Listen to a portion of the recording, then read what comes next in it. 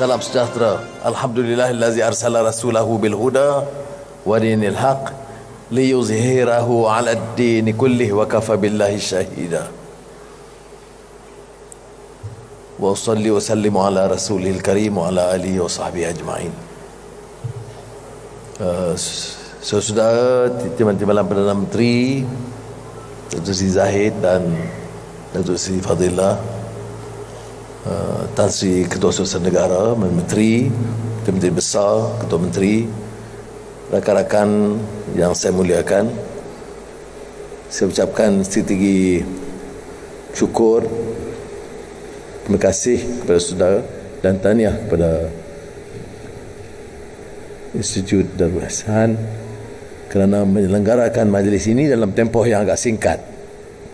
Dan saya terharu dengan kehadiran masuk rakan-rakan dari negeri-negeri untuk memberikan dorongan, semangat untuk kita terus meningkatkan usaha dan kerja kita. Saya bukan berhajat untuk mengemukakan wawasan baru ataupun membina tugu baru. Saya berhasrat untuk mengajak rakan-rakan, pimpinan dan rakyat untuk menyedari bahawa kita memikul amanah yang agak besar, dan memahami madani ini ialah sekadar menginsafi bahawa tanggungjawab kita mengangkat martabat insan sebagai karamah insaniah yang tentunya berpaksi kepada keyakinan, nilai dan akhlak, tata kelola yang adil dan berkesan dalam sejarah. Dalam konteks sejarah tentunya kita faham tentang pengalaman junjungan besar Muhammad sallallahu alaihi wasallam dalam konteks perjanjian Madinah yang dengan sendirinya membina kekuatan umat Islam dan umat manusia. Pemerkasaan ini, pemerkasaan yang muncul dari kekuatan dan semangat pribadi, membina keluarga dan masyarakat yang pada peringkat awal disebut Madinah dalam Saifah Madinah, tapi dari madani ini akan muncul kekuatan tamadun. Dalam fiqh al-mawatanah, tokoh demokrat Islam Syekh Rashid Ghanusi menyebut dan menggesa masyarakat supaya bukan sekadar membina, memperkukuh keyakinan dan kefahaman, tetapi membina suatu tradisi dan budaya yang mampu membina tamadun kehidupan manusia. Amartya Sen, pemenang Nobel Ekonomi yang terkenal, menyatakan di antara lain, while democracy is not yet universally practiced, nor indeed uniformly accepted in the general climate of world opinion, democratic governance has now achieved the status of being taken to be generally right. Kata akar ini adalah democratic governance yang seringkali kita kesampingkan kerana hanya kita bicarakan soal demokrasi dan proses pilihan raya, mengenepikan bahawa demokrasi itu bermakna hanya sekiranya kita memartabatkan manusia, dignity of man, yang merangkul kekuatan baru, membangkitkan kesedaran baru dengan sistem dan tata kelola yang baik. Sebab itu dalam tempoh sebulan setengah yang lalu saya tidak meninggalkan soal intipati dalam pemerintahan. Itu tata kelola yang baik.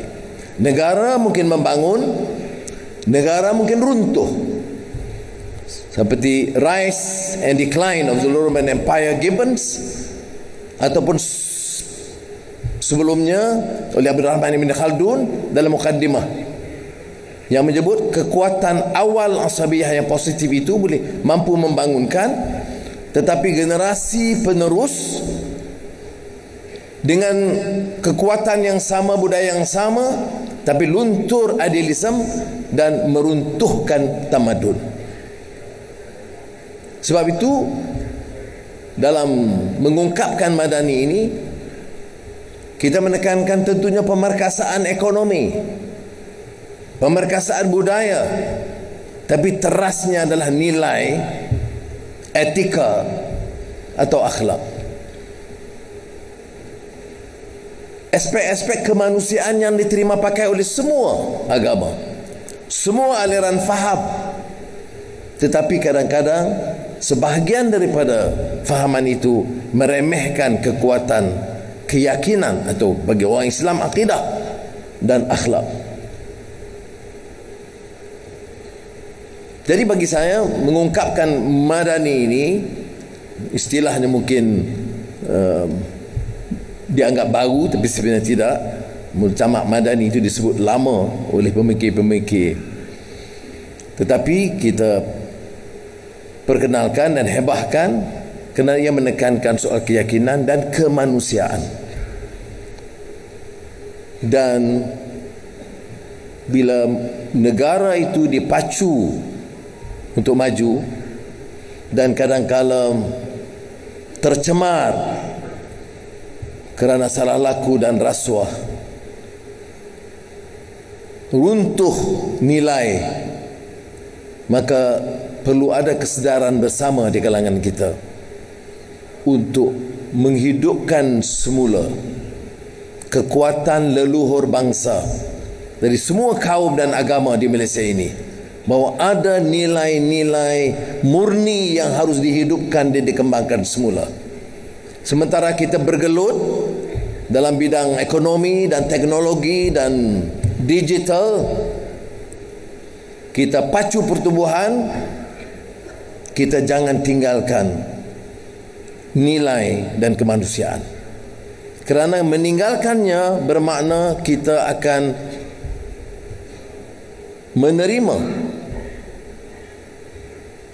pahaman dan mula mengalah dan permisif tanpa mengira latar belakang, kadang-kadang di kalangan agamawan, kadang-kadang di kalangan sarjana, tetapi permissiveness sudah menembusi keyakinan kita.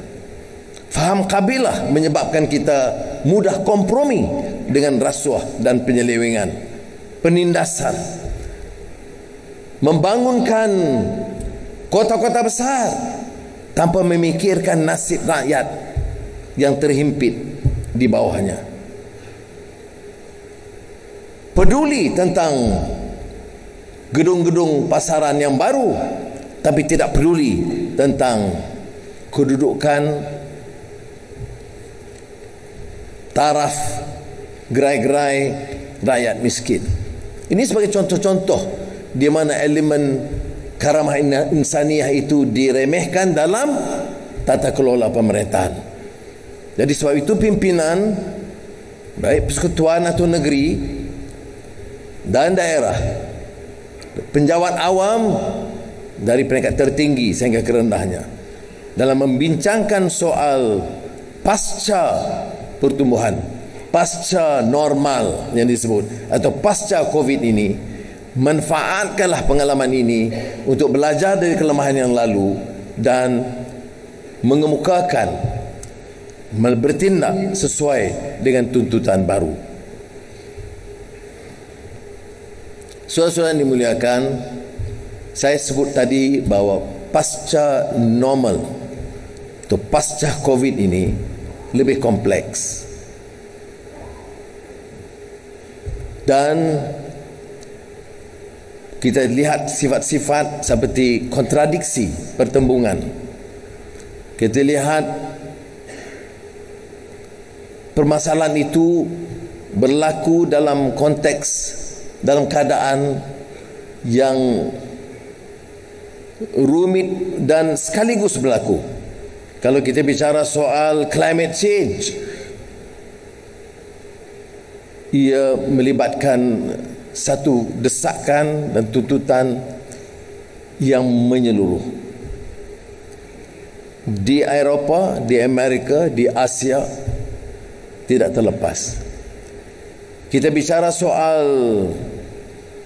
penghijrahan rakyat, bukan saja soal di Sabah atau Lembah Kelang, tapi seluruh Asia Barat atau Timur Tengah, Eropah dan perbatasan Amerika, Meksiko.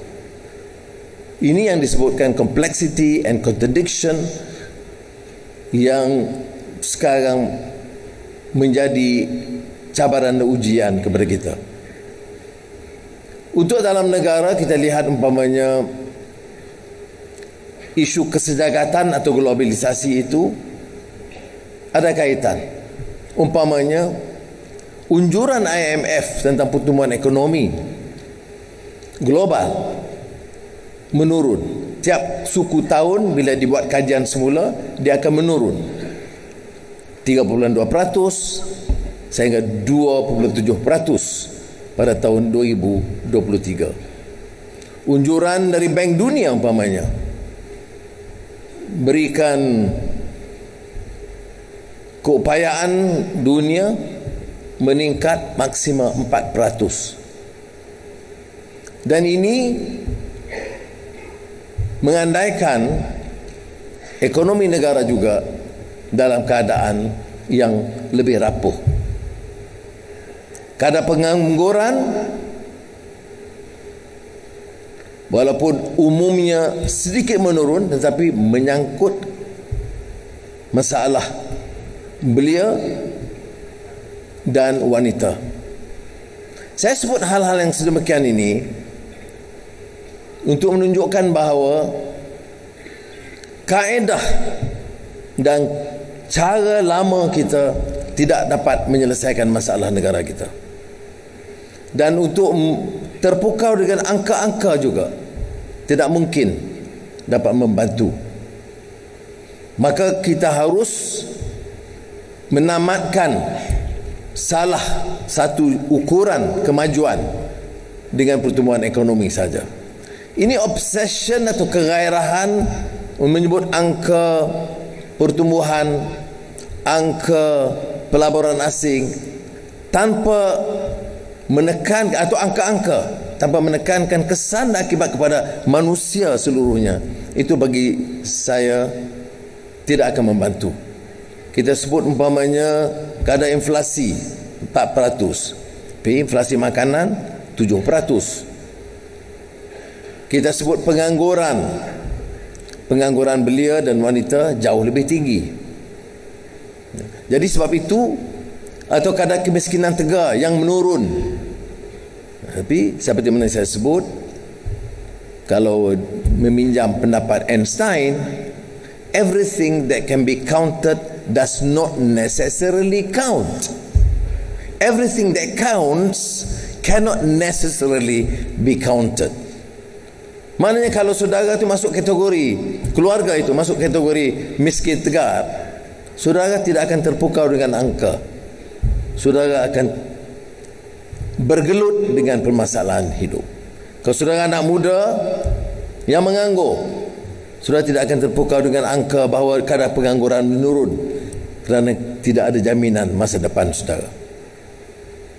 Begitu juga kalau kita bicarakan soal inflasi terkawal, tapi bagi orang yang hidupnya di tahap yang lebih sukar dan rendah, maka permasalahan itu, angka-angka itu tidak membantu.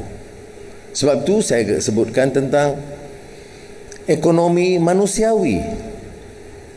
Kerana ekonomi manusiawi itu akan tentunya menolak prinsip unbridled capitalism yang sedikit sebanyak diamalkan oleh kita dahulu, iaitu golongan maha kaya yang terpilih itu menguasai hampir dalam semua bidang di negara kita.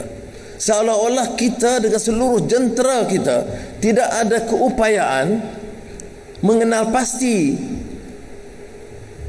syarikat baru atau kelompok baru dilatih, diangkat bersama supaya diperluaskan peluang bagi mereka menguasai.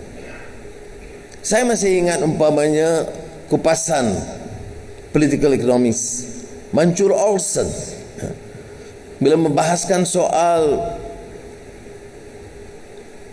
pengalaman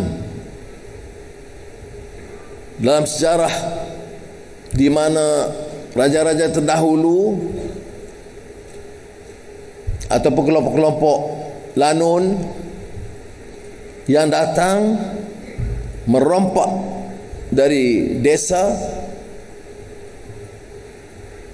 tentunya yang menyebabkan keperitan hidup kerana kezaliman ini menyusahkan.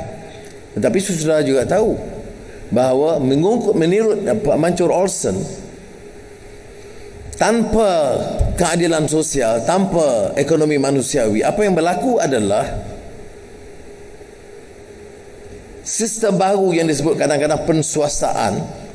Itu rompakan itu terus menerus setiap jam. Kalau lanun di zaman silam dia rompak 1 tahun, sengsara beberapa bulan, mereka hidup dengan aman 9 bulan, kemudian rompakan lagi. Dalam sistem yang tidak adil atas nama penswastaan atau apa saja, jika tidak dikawal dengan kekuatan politik yang telus dengan tata kelola yang baik, akan menyebabkan rompakan itu berlaku terus menerus. Tiap minit kegunaan elektrik, tiap minit kegunaan air umpamanya akan menyebabkan rompakan kecil yang berterusan tiap minit, tiap bulan, tiap tahun. Sebab itu keputusan dasar kita itu harus menjamin sokongan kepada pemodal supaya dapat dijalankan kegiatan ekonomi itu dengan baik, tetapi jangan menyebabkan penekanan sengsara bagi rakyat di bawah. Ini bukan idea baru saya dalam Kebangkitan Asia atau Asia Renaissance yang saya tulis lebih suku abad yang lalu. Saya menyebut di antara lain bahawa asas ekonomi manusiawi yang kita harus faham dalam konteks madani sekarang adalah falsafah pembangunan yang holistik dan menyeluruh, berpandukan keprihatinan etika dan sosial, serta berasaskan prinsip keadilan dan kebajikan, al-adl wal-ihsan. Maknanya mengurus ekonomi sedemikian dengan mengambil kira faktor apa yang pernah disebut sebagai dimensi manusiawi atau dimensi insan. Tidak ada kemanusiaan insan kalau kita memilih untuk mencemuh sesama manusia berdasarkan warna kulitnya atau daerahnya. Kerana madani itu menuntut kita punyai nilai dan etika dan memuliakan dan mengangkat martabat insan seperti yang disebut dalam Al-Quran, walaqad karramna bani Adam. Saudara, untuk mendepani 2023 ini, saya percaya tema ini akan kekal relevan, akan diwacanakan sebagai satu iltizam dan pendekatan untuk menyelamatkan negara. Saya tidak mahu mengungkit pengalaman-pengalaman yang lalu. Ada kekuatannya, ada kelemahannya tentu. Mana sumbangan dan kekuatan yang baik kita manfaatkan tanpa mengira dari blok mana atau parti mana atau faham mana. Tetapi semua kelemahan-kelemahan dulu mesti dihentikan. Dan kelemahan terbesar bagi saya ialah cara mengurus, menggunakan ruang untuk memperkayakan kelompok-kelompok kecil. Saya yakin sekiranya kita dapat urus tadbir dengan baik, kita dapat mendepani kemelut ekonomi mendatang ini dengan jauh lebih yakin. Semalam rakan-rakan jemaah menteri menelusuri laporan Ketua Audit Negara 2021. Sekiranya dapat diperbaiki kelemahan-kelemahan yang disebut berulang kali selama berpuluh tahun oleh Ketua Audit Negara, oleh pimpinan politik dan penjawat awam, saya yakin 5-6 bilion ringgit boleh diselamatkan. Itu dari laporan Ketua Audit Negara. Dan dari kajian projek-projek besar, dan termasuk kekuatan badan penguatkuasaan, sekiranya dijalankan dengan teliti, telus dan bertanggungjawab, saya yakin berbilion ringgit lagi boleh diselamatkan. Lalu kalau kata dana kita ini kurang 15 bilion, pengurusan yang cekap dan baik itu boleh menyelamatkan 15 bilion tanpa projek-projek baru atau ikhtiar dan inisiatif baru. Inilah cabaran kita yang tidak mungkin dilaksanakan dengan jemaah menteri sahaja, tetapi dengan seluruh kekuatan yang ada.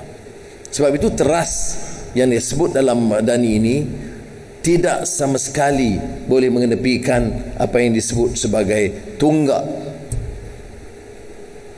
mendirikan sistem atau menegakkan sistem yang lebih mampan, kerana kemampanan ekonomi itu bagi sebuah negara dengan tata kelola yang baik adalah ukuran utama untuk menjamin. Maka semua langkah-langkah yang insya-Allah akan diumumkan dalam belanjawan 24 Februari ini akan mengembalikan kita kepada beberapa asas, percepatkan kelulusan, menghentikan kaedah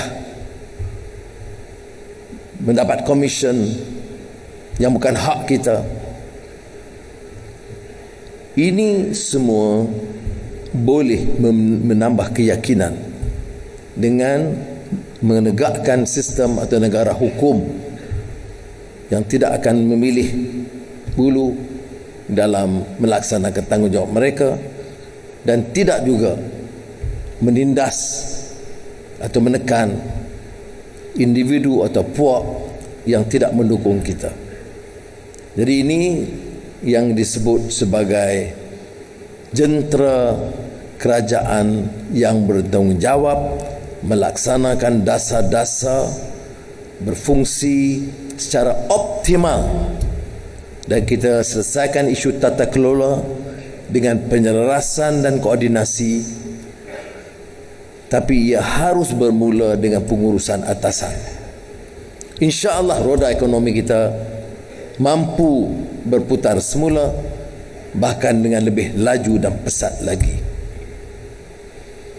Keutamaan strategik ini boleh kita cerakin seperti berikut, dan saya harap akan mendapat kerjasama sepenuhnya. Tidak boleh diterima negara yang merdeka lebih 6 abad membiarkan segelintir rakyat miskin kota atau desa atau pedalaman Sabah dan Sarawak, walaupun jumlahnya dan angka-angka ini menurun ketimbang penilaian dulu, tetapi setakat Julai 2022 dalam angka kajian yang terakhir masih ada 136,000 isi rumah dalam kategori miskin sekar. Adalah mengaibkan dan memalukan kalau kita izinkan kelompok ini bersama 308,000 isi rumah dalam kategori miskin dan pimpinan hidup dengan mewah dan terus mengutip habuan yang bukan hak mereka.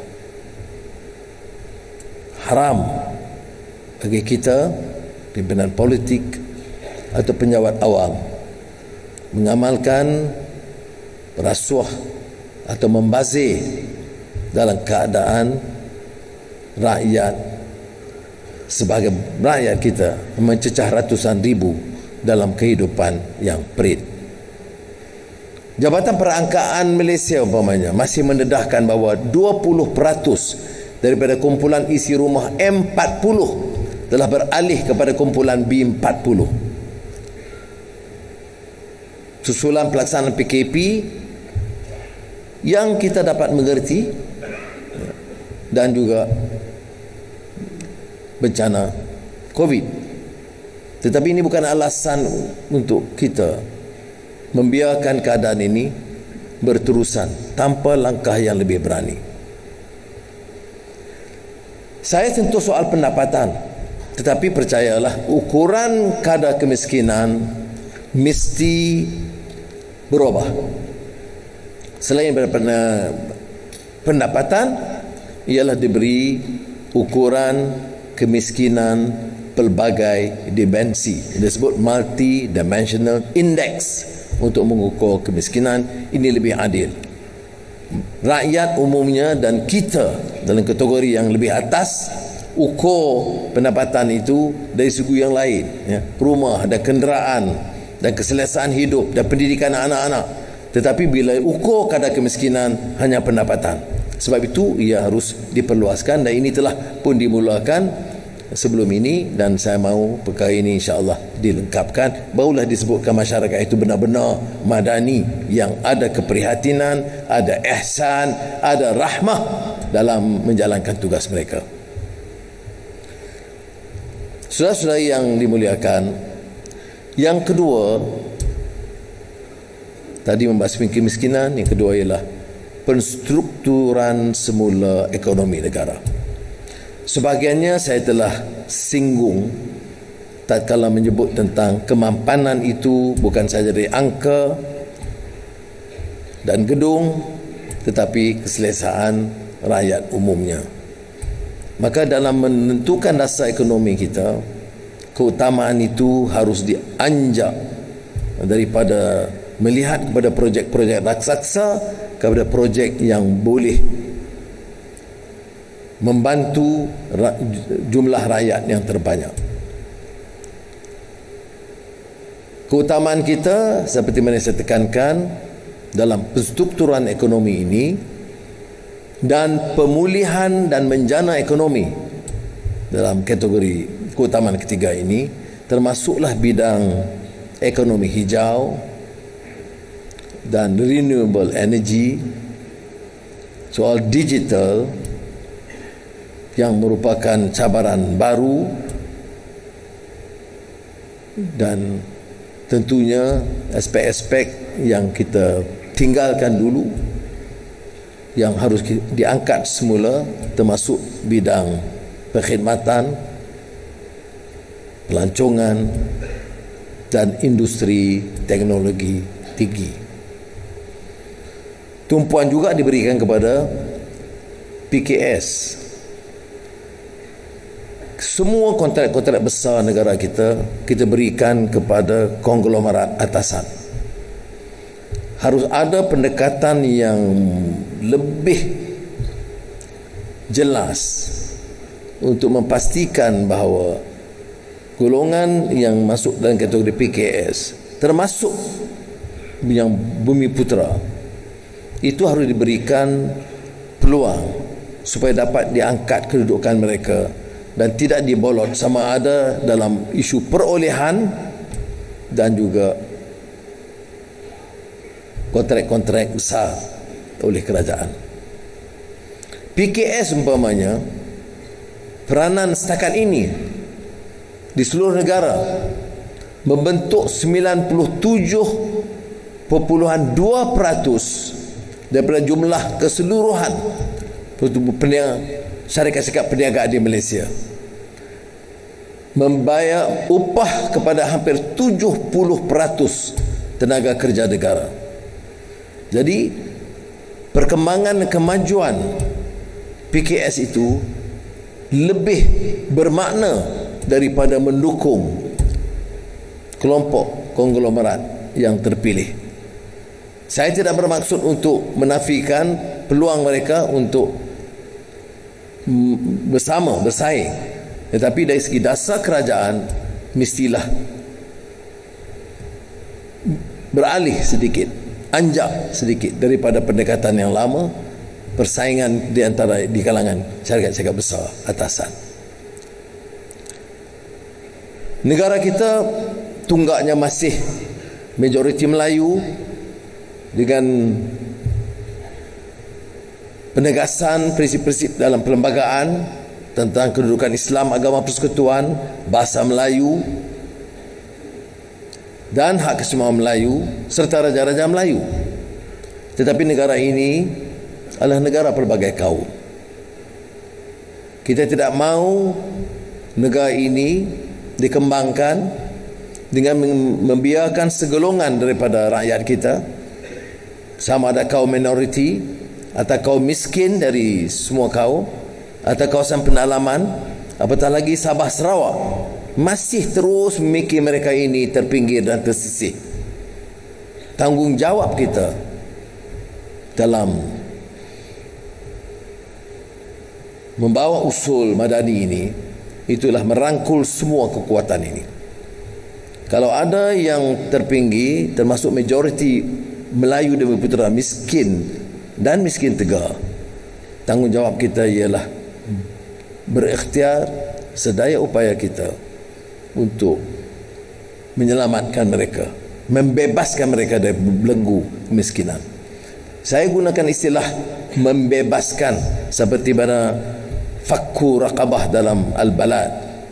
Itu membebaskan itu tidak bermakna memberikan bantuan supaya mereka akan terus bergantung kepada sumbangan kerajaan yang disebut dependency syndrome, sindrom kebergantungan, selama-lamanya akan bergantung dan mereka tidak dibebaskan.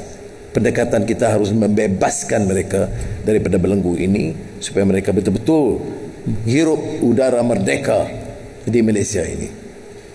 Di samping itu kita harus juga sedar bahawa ada golongan masyarakat minoriti di negara kita, sama ada China atau India, yang merasakan seolah-olah ada pendekatan untuk meminggirkan mereka atau merendahkan martabat mereka. Saya ingin beri jaminan bahawa kerajaan perpaduan tidak akan mengizinkan dasar ini berlaku. Lebih-lebih lagi untuk Sabah Sarawak, dari awal saya dah minta TPM Datuk Seri Fadilah untuk mengetuai pasukan menyelesaikan masalah yang mengguris perasaan orang Sabah dan Sarawak. Sebahagiannya betul, sebahagiannya itu sentimen yang tertanam. Saya minta beliau dan berikan ruang sepenuhnya untuk menyelesaikan semua yang tertunggak. Ada yang menasabah, ada yang tidak menasabah. Umpamanya untuk membina klinik kecil harga 10 juta ringgit, itu mesti rujuk ke ibu pejabat di Putrajaya dan dia mengambil masa terlalu panjang. Maka kita dah putuskan di antara lain semua projek, kerana Sabah Sarawak ini kategorinya itu walaupun istilahnya dia pertikai, tapi kategorinya itu wilayah. Dalam perjanjian Malaysia 63 itu semenanjung tanah Melayu, Sabah dan Sarawak. Itu bukan soal saya lagi. Saya hanya mewarisi satu keadaan dan perjanjian itu telah dimeterai dan disepakati oleh pimpinan besar kita. Maka tanggungjawab kita ialah melaksanakan apa yang dijanjikan. Aufu bil uqud. Mana mungkin setelah 60 tahun kita tak boleh beri dia hak untuk memutuskan dan melaksanakan projek 10 juta dengan sendiri dan mesti gunakan kekuatan persekutuan. Maka sebab itu kita dah luluskan. Itu di antara lain. Yang lainnya akan kita umumkan esok kerana kita akan mesyuarat Janjian Malaysia 63 MA63 di Kuching, Sarawak. Dan insya-Allah sebahagian besar hal yang lain boleh kita selesaikan. Saya sengaja menekankan di peringkat akhir ini tentang keperluan menyelamatkan rakyat yang majoriti Melayu Bumi Putera, dan keperluan untuk membangunkan semangat warga negara bersama dengan semua kaum. Itu sangat penting. Ya. Saya tahu sentimen kaum itu memang menarik. Ini dikatakan siege mentality, ditanam semangat kita ini under threat. Saya nak beritahu, yang under threat itu bukan soal kaum. Yang under threat itu, kalau rasa cemas dan tertekan itu, ialah kerana pimpinan yang rasuah dan bongkak, bukan rakyat jelata. Mudah-mudahan insya-Allah kita dapat perbaiki keadaan ini dan meninggalkan ini sebagai episod dan pengalaman lama untuk catatan sejarah, dan kita mulakan sejarah baru. Dari pelbagai lapangan pengalaman, saya percaya dengan semangat melahirkan masyarakat dan negara madani ini yang berteraskan nilai kemanusiaan dan keyakinan, serta membangunkan semula negara Malaysia merdeka dan berdaulat. Saya yakin melihat kepada keupayaan pimpinan politik, pimpinan penjawat awam selama ini, saya menaruh keyakinan yang sangat tinggi bahawa Malaysia berupaya diangkat semula di persada dunia sebagai negara kukuh dan kuat. Kita tidak mahu nama Malaysia ini tercemar dengan skandal, dengan permasalahan, dengan cetusan pertelingkahan kaum atau agama. Kita mahu Malaysia ini dikenali sebagai negara madani yang mampu diangkat martabat rakyat dan negaranya. Salah satu negara yang harum dikenali dan dihormati sebagai negara makmur, negara adil, negara yang menolak sebarang bentuk kezaliman terhadap individu atau kaum. Kita mahu negara ini dikenali dengan semangat baru, semangat rakyat yang faham erti kebebasan dan kemerdekaan, semangat rakyat yang bermaruah. Kita telah menunjukkan keupayaan itu, dan saya percaya barisan pimpinan, penjawat awam, sektor swasta faham bahawa bila sebut keselesaan hidup, kebahagiaan, kejayaan, ini keselesaan untuk semua, bukan keselesaan untuk satu dua kelompok terpilih. Jadi saudara, saya mohon kerjasama kita untuk meletakkan satu asas dan budaya baru, meninggalkan yang lampau dan cuba memartabatkan nilai hidup yang lebih bermakna. Saya tegaskan semula, buka pintu hati kita, selamatlah negara kita. Negara kita ini pernah menunjukkan potensi yang baik, pernah tercorot, maka berilah kesempatan untuk anak-anak kita, untuk generasi penerus, supaya harapan ini boleh dibina dengan kekuatan yang dimulai sekarang. Dan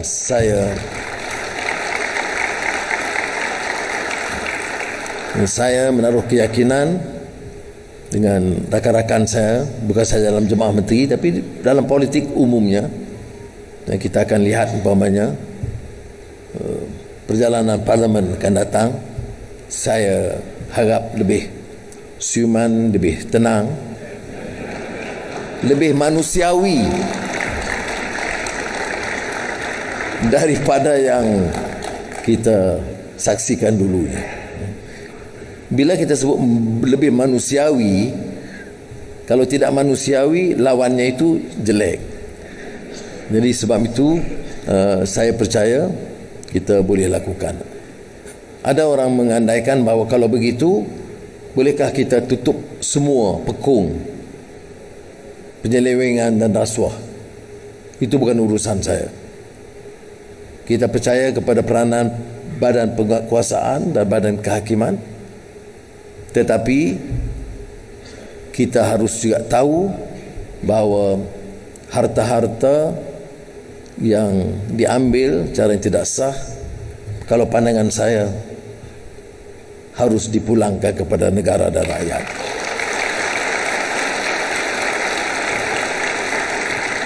Soal penyiksaan peribadi, banyak sudah kita maafkan. Tetapi negara ini, saudara, mesti diselamatkan. Negara ini mesti diangkat semula martabatnya. Kita mahu Malaysia harum semula sebagai negara adil, ada martabatnya dan adil kepada rakyatnya. Rakyatnya dari semua kaum dan semua agama dan semua pelosok kampung dan pedalaman. Sebab itu dalam beberapa isu diangkat, termasuk MA 63, dan hari ini saya ke Sarawak selepas ini, saya nak berikan mesej yang sama. Kalau ada kegelisahan yang berasas, tanggungjawab kita untuk selesaikan sama. Sebab kita lihat rakyat ini punyai peranan yang sama dan tidak boleh diabaikan hak mereka. Saya pernah menyatakan kepada rakan-rakan, saya rasa bingung mengapa hal-hal kecil ini tidak boleh dibereskan. Mengapa tidak ada semangat setia kawan, keyakinan untuk membantu meredakan tekanan ini. Jawapan mereka, kita perlukan pengarahan yang jelas dan dasar yang jelas, ketelusan, pertanggungjawaban, democratic accountability, democratic governance. Maka saya jawab, ini jawapan saya, ya, kita akan bersama betulkan ketimpangan yang lalu dan kita akan tegakkan democratic governance di negara kita. Terima kasih. Wassalamualaikum warahmatullahi wabarakatuh. Waalaikumsalam warahmatullahi wabarakatuh.